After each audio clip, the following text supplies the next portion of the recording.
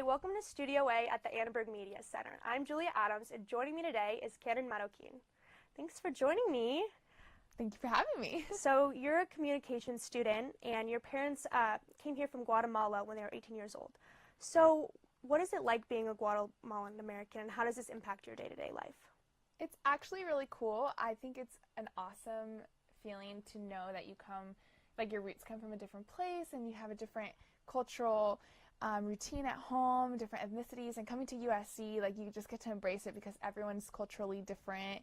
You just get to be surrounded by so much acceptance and unity with different cultures. I'm not gonna lie, that it was definitely a little bit challenging to have parents that migrated from a different country and didn't really know how the college process worked. So I always tell my friends and colleagues that I Googled my way through the Common App, and I Googled my way through college, and I Googled my way through what schools were based on what I was a nerd in high school. So all my AP students will obviously talk about like different schools they were applying to, like, oh, did you apply to USC, UCLA, Harvard? So I'd go home and like Google these schools and be like, oh shoot, I better start applying too because they're talking about it.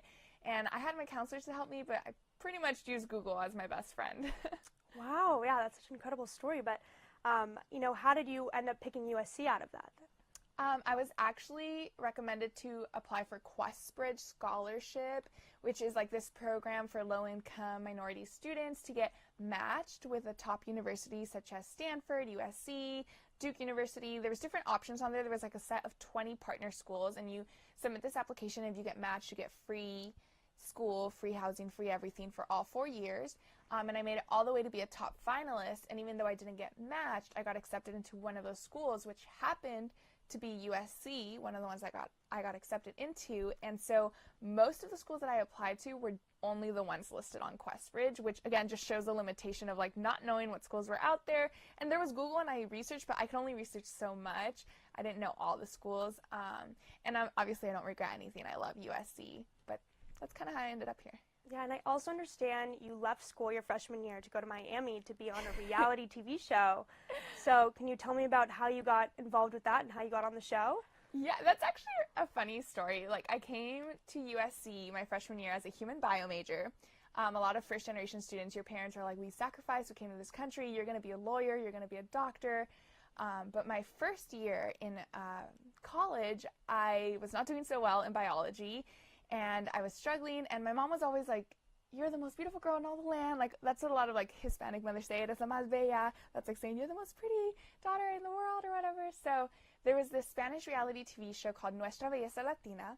They hold auditions at the Morongo Casino, and the night before the audition, she was like, the auditions are tomorrow, you have to go, like, drive over from USC, come home, like, we'll get you ready. And I was 18 years old. I was like, Mom, I'm not gonna win, I'm not gonna make it. She was like, she begged me like for an hour, and so I went to the audition, and it was like a full 4 hours standing in line since 4 in the morning until you get to the front of the judges. It's kind of like an American Idol panel where there's 3 judges. There's like a mean Simon Cowell version of a judge, and like you kind of walk up and you present yourself like a model would. It's kind of like a pageant mixed with like America's Next Top Model, but Spanish edition. There's drama, and I ended up making it cut after cut after cut until finally they chose the girls from the Los Angeles audition to go to Miami, and I went.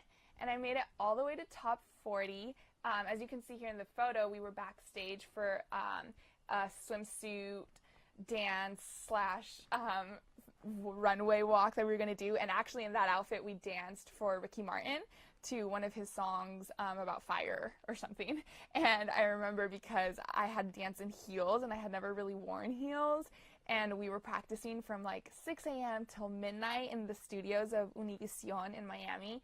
And it was so tough. And in that photo you had just shown, the girl all the way at the right is the one who actually won the competition.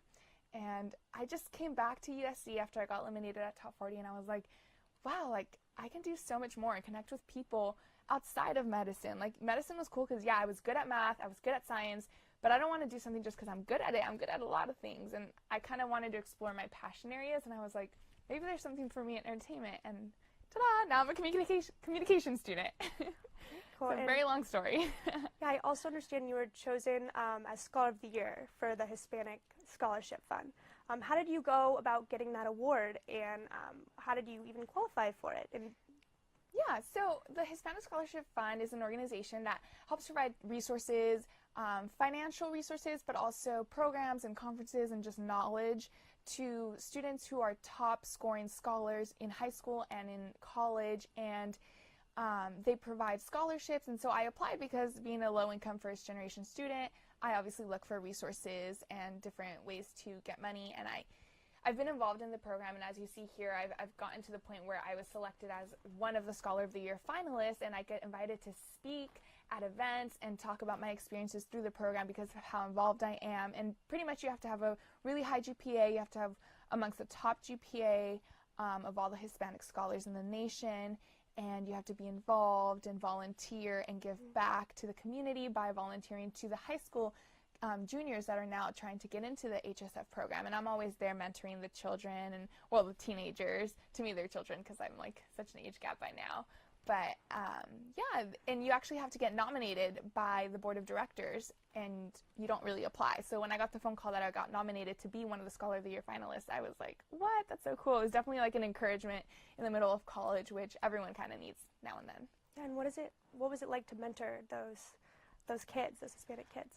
It's honestly, I think volunteering is a selfish thing because you get more out of it than they do, I feel. You know, it's such a rewarding experience. And I always see them, and I remember being in their shoes, and I'm like, I just want to be the person that I needed when I was their age. You know, the person that needed to tell me everything that I didn't know. Because I never want someone to not succeed because they didn't know, just because they just were oblivious or ignorant, or they just didn't have the knowledge, or whatever it was that stopped them from being successful. I want to make sure it's not because they didn't know, it's because they weren't good at it or they didn't try. I don't know what it was, but as long as they know, that's my goal.